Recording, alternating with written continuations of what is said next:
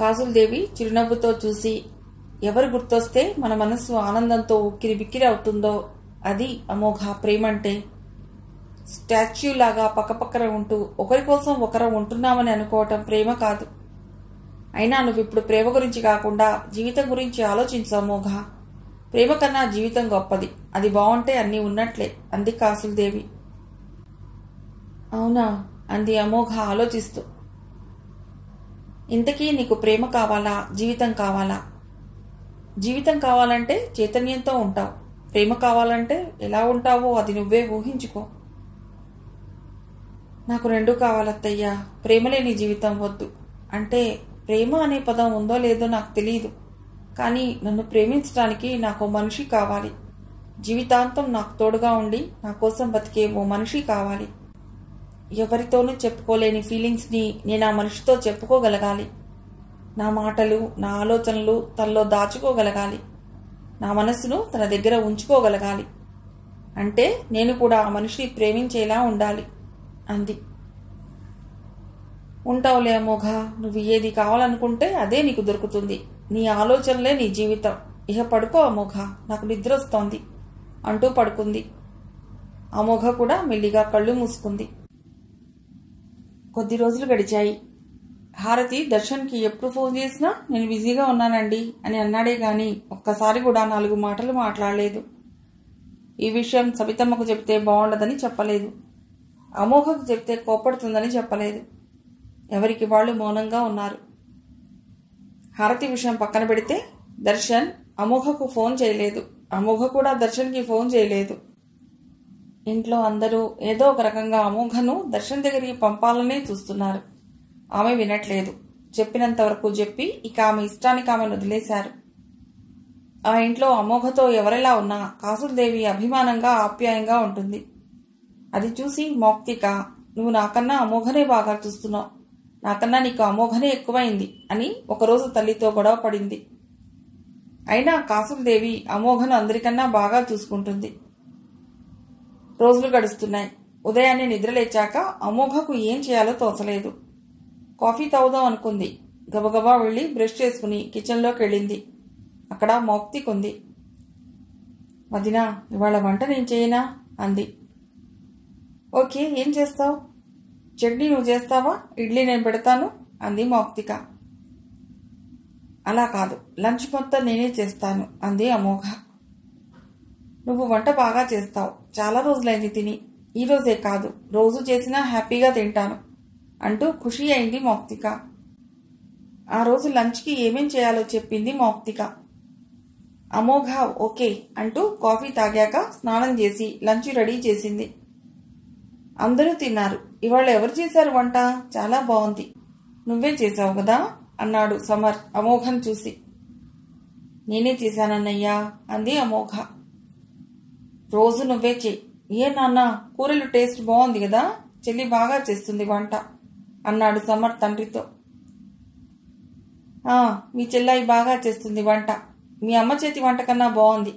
కానీ నాకు నా కోడలు చేసింది తిన్నాక అది పెద్దగా నచ్చలేదురా సమర్, నువ్వేమీ అనుకోకు అన్నాడు పరంపర. హారతి సీరియస్గా అమోఘను చూసి, నీకు వంట చేయాలనుంటే వెళ్ళి నీ ఇంట్లో చేసుకో, ఇక్కడ చేయకు. నీ చేత వంట చేయించుకుని తినవలసిన గతి మాకొద్దు. ఇక్కడ వంట నా కోడలు చేస్తుంది.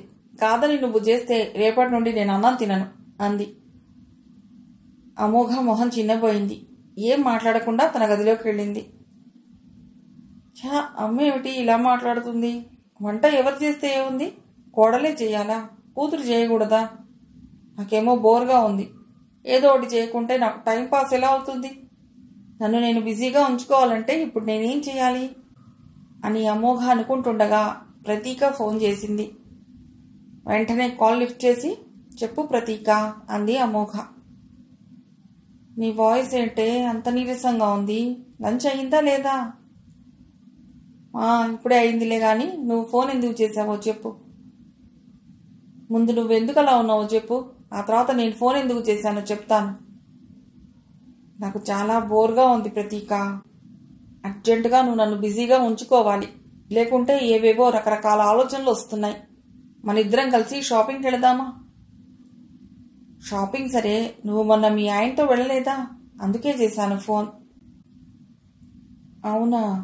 ఆయన నన్ను తీసుకువెళ్ళటానికి ఏం రాలేదులే, నేను వెళ్ళటానికి. వాళ్ళు ముగ్గురు మా అమ్మ కోసం వచ్చారు. మీ అమ్మ కోసం రావటం ఏమిటి? అర్థం కాలేదు. అసలు మా అన్నయ్య వదినలతో మా అమ్మ పూజ ఎందుకు చేయించిందనుకున్నావు? మా వదిన అన్నయ్యల కోసం కాదు, దర్శన్ వాళ్లను మా ఇంటికి రప్పించడం కోసం. ఆ విషయం నాకు మా అమ్మ తర్వాత చెప్పింది అంటూ పూజ ఎందుకు చేయించారో వివరంగా చెప్పింది అమోఘ ఫోన్లో. అదంతా కాసులదేవి విన్నది. ఆమె షాక్ అయింది, ఆశ్చర్యపోయింది. అంటే ఆ పూజ నా కూతురు అల్లుడు కోసం కాదా? ఇదంతా నాకెందుకు చెప్పలేదు హారతి? పూజ అనుకున్నప్పటి నుండి నేను ఆమెతోనే ఉన్నాను కదా. కారణాలు ఏమైనా భర్తను వదిలేసి వచ్చిందన్న చులకన చూపు లేకుండా ఇంట్లో వాళ్ళు ఎలా చూసినా అమోఘను నేను బాగానే చూశాను.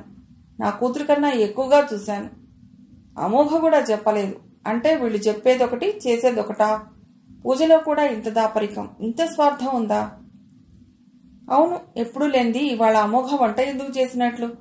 ఇక్కడే పర్మనెంట్గా ఉండిపోదామనా? మరి నువ్వు వంట చేస్తే నేను తినను అని హారతి అనటం ఉత్తి డ్రామానా? కావచ్చు. అసలు ఇదంతా నేను నమ్మలేకపోతున్నాను. వీళ్ళు కూడా అందరిలాంటి వాళ్లే, నేను ఇంకా ఏమో అనుకున్నాను అని ఉడికిపోయింది మనసులో కాసులదేవి. ప్రతీక అవతల వైపు ఫోన్లో మాట్లాడుతూనే ఉంది.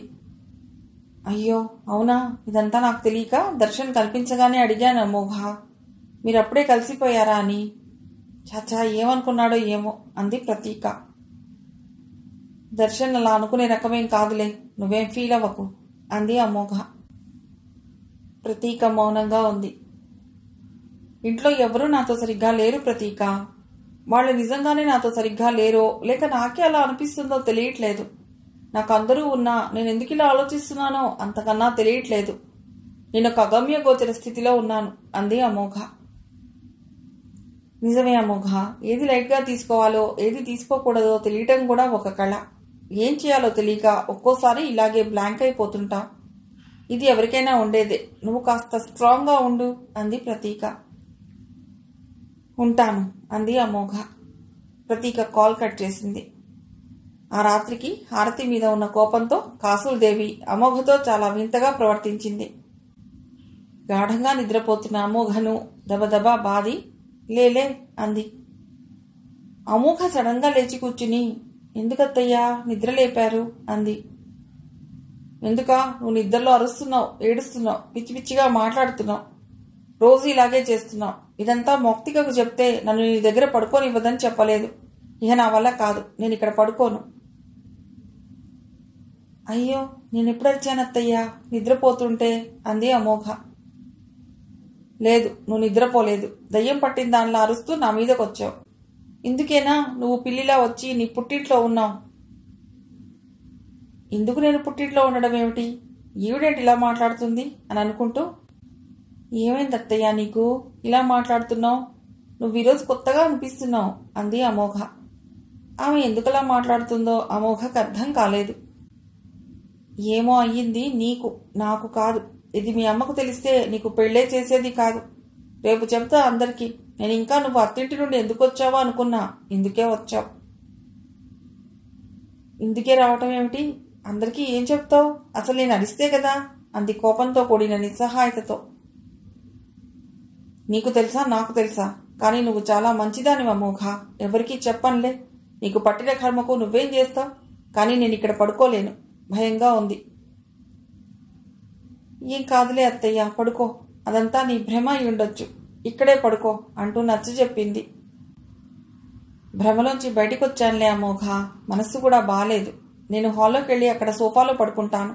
ఇక్కడ నువ్వు ఒక్కదానివే పడుకో. నీకు కూడా భయంగా అనిపిస్తే మీ అమ్మ దగ్గరికి వెళ్ళి పడుకో. పాప, నువ్వు దర్శన్ దగ్గర నుండి ఎందుకు వచ్చావో తెలియక నా కూతురుతో పూజల మీద పూజలు చేయించేలా ఉంది. నువ్వు వెళ్ళి పడుకుంటే నువ్వు ఎందుకు వచ్చావో అర్థం చేసుకుంటుంది. ఇదిగో, నువ్వు డోర్ పెట్టకు. ఎవరూ నిద్ర లేవకముందే హాల్లోంచి మళ్ళీ నీ గదిలోకే వచ్చేస్తాను. లేకుంటే అనుమానం వస్తుంది అందరికీ. అప్పుడే అంత బిక్కమొహం వేశావేమిటి? పడుకో అంది. నేనేం బిక్కమొహం వేయలేదులే అత్తయ్య. నువ్వెందుకు ఇలా అంటున్నావు అని ఆలోచిస్తున్నాను. మళ్ళీ చెప్పాలా ఎందుకంటున్నానో? వద్దొద్దు, ఒకసారి చెప్పావుగా, ఇదే ఎక్కువ నాకు, ఇక చెప్పకు అంది అమోఘ. సరే, నేను వెళతాను. నిద్రలో ఏం జరుగుతుందో చూద్దామని నిద్ర మానేయకు. నిద్రలోనే అలా అరుస్తావు, లేకుంటే బాగానే ఉంటావు. నీ అంత అందగత్తె లేదన్నట్లు ఉంటావు. నీకు అందంతో పాటు ఇది కూడా ఉన్నట్లుంది. ఏం చేద్దాం అంటూ అమోఘ వైపు అలానే చూసి, చూసావా, నీ మీద నీకే డౌట్ వచ్చేలా ఇలా చేశాను. ఏమనుకున్నారు ఈ కాసులదేవి అంటే నువ్వు మీ అమ్మ అని మనసులో అనుకుంటూ దిండు పట్టుకుని హాల్లోకి వెళ్ళింది కాసులదేవి. కాసులదేవి హాల్లోకి వెళ్ళాక అమోఘకి ఏం అర్థం కాలేదు. నేను నిద్రలో అరిచానా, ఏడ్చానా, పిచ్చి పిచ్చిగా మాట్లాడానా? ఇదంతా నాకేం తెలియదే. అయినా దర్శన్ కూడా నేను ఇలా చేస్తానని ఎప్పుడూ చెప్పలేదే. అత్తయ్య ఒక్కతే చెప్తుంది. ఆమె చెప్పేది నిజం కాదని నేను ఇప్పుడు వాదించడానికి కూడా లేదు. వాదిస్తే ఇంట్లో అందరినీ నమ్మించడానికి వాళ్ళని తీసుకొచ్చి నా గదిలో పడుకోబెడుతుంది. కాసులత్తయ్యలో మంచితనం ఎంత ఉందో పంతం అంతకన్నా ఎక్కువ ఉంది. ఆమెతో పని కాదు. ఇదంతా అమ్మకు తెలిస్తే అమ్మ బాధపడుతుంది. ఇప్పుడు పడుతున్న బాధ కన్నా ఇంకెక్కువ బాధపడుతుంది. ఈ సీన్ని ఇంతటితో కట్ చేయాలి. నేను ఇక్కడే పడుకోవాలి. అమ్మ దగ్గరికి వెళ్ళొద్దు. కానీ ఇది నిజమో కాదో తెలియాలంటే నేను ఒకసారి ప్రతీక దగ్గరికి వెళ్ళి పడుకోవాలి. ఇదంతా ముందుగా చెప్పకుండా తెల్లవారు అడగాలి. నేను నిద్రలో ఏమైనా అరిచానా, ఏడ్చానా అని.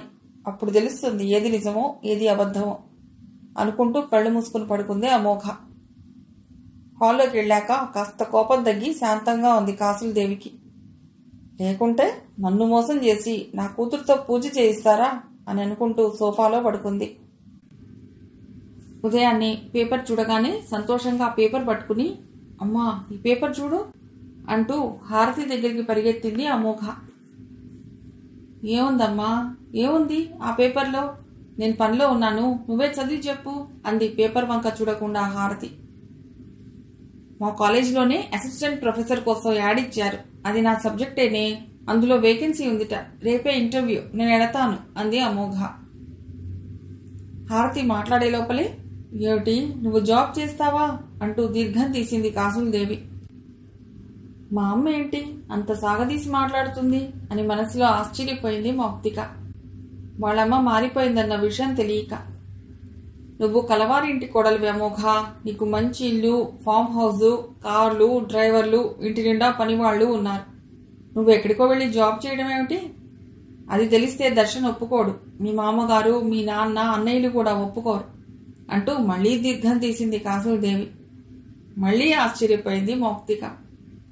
అమోఘ చెప్పింది విని ఇంట్లో ఎవ్వరూ ఒప్పుకోలేదు.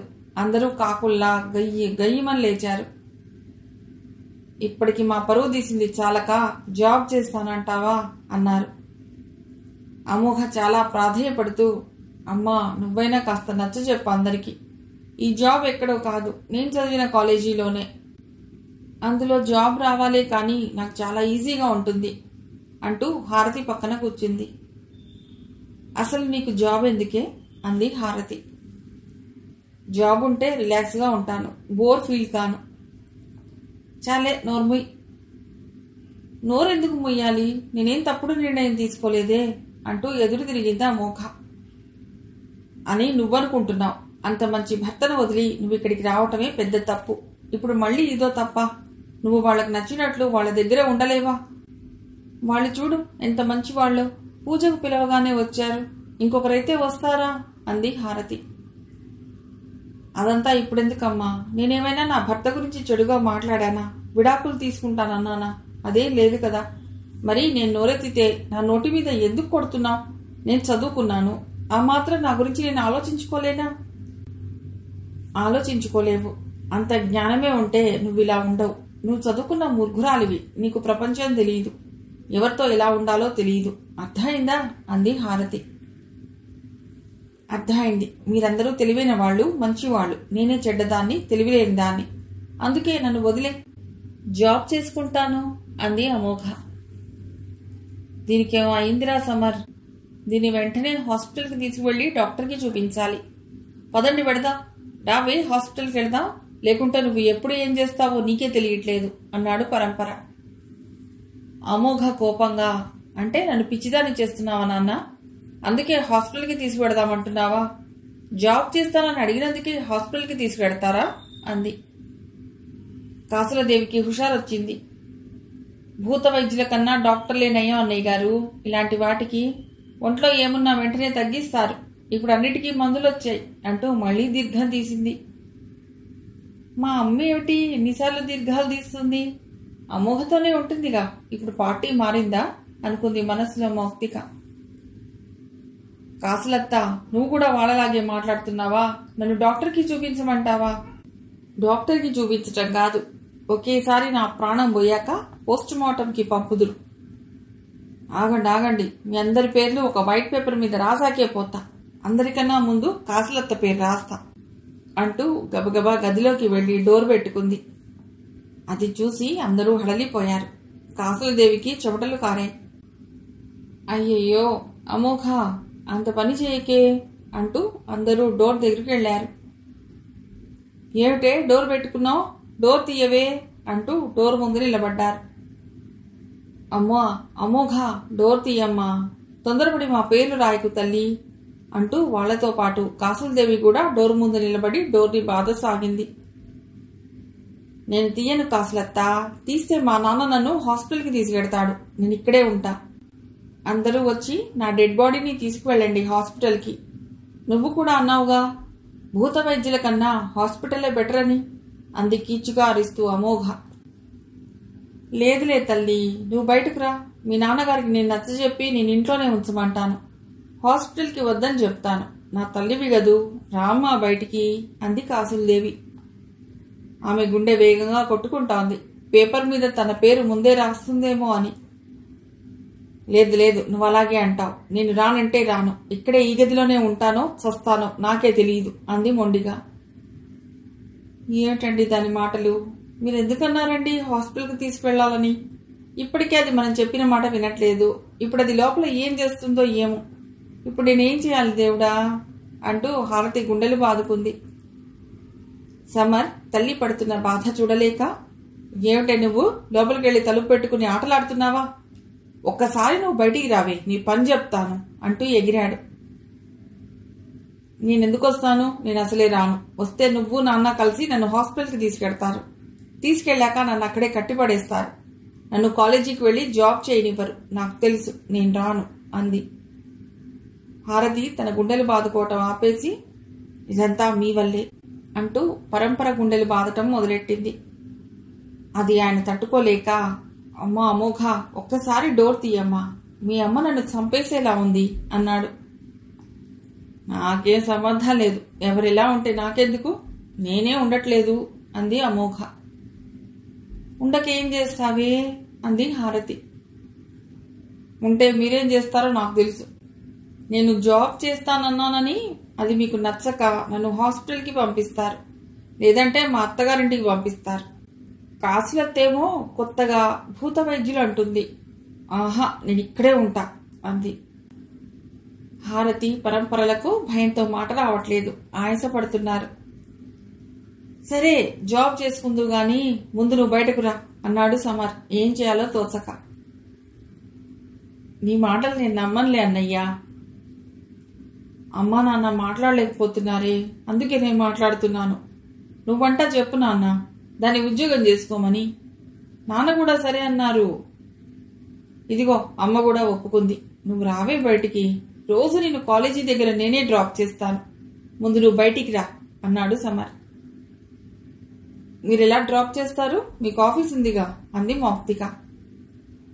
నువ్వు ఉండవే, అసలే కొంప మునిగేలా ఉంది. అది లోపల ఉందో పోయిందో కూడా తెలియట్లేదు.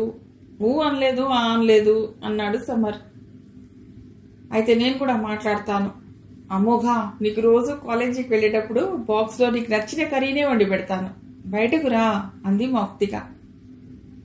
అప్పుడు అమోఘ తనలో తాను నవ్వుకుని మళ్లీ ఏడుపు మొహం పెట్టి డోర్ తీసుకుని బయటకు వచ్చింది.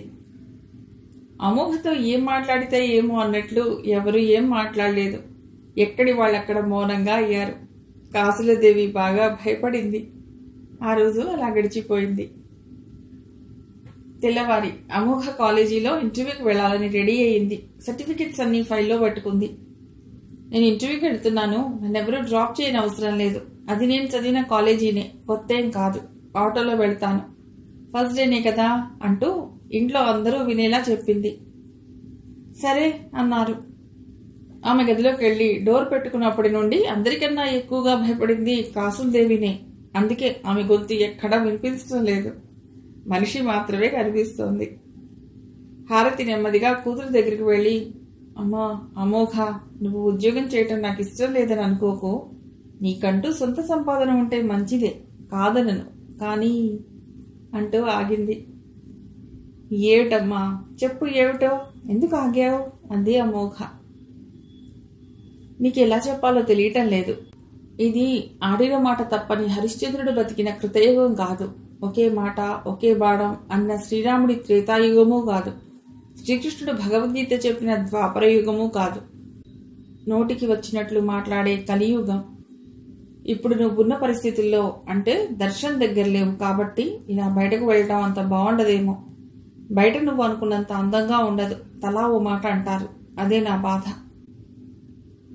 ఇంట్లో కూడా మనం అనుకున్నంత అందంగా ఏం ఉండదులేమ్మా. కాకపోతే మనం అలా అనుకుంటాం. బయటకన్నా ఇంట్లోనే ఎక్కువగా కుట్రలు కుతంత్రాలు, మాటలతో హింసించుకోవటాలు, లేదంటే మాట్లాడకపోవటాలు, ఈగోలు ఉంటాయి. అవే బాగా బాధిస్తాయి. నీకు ఇంకో విషయం కూడా చెప్తాను.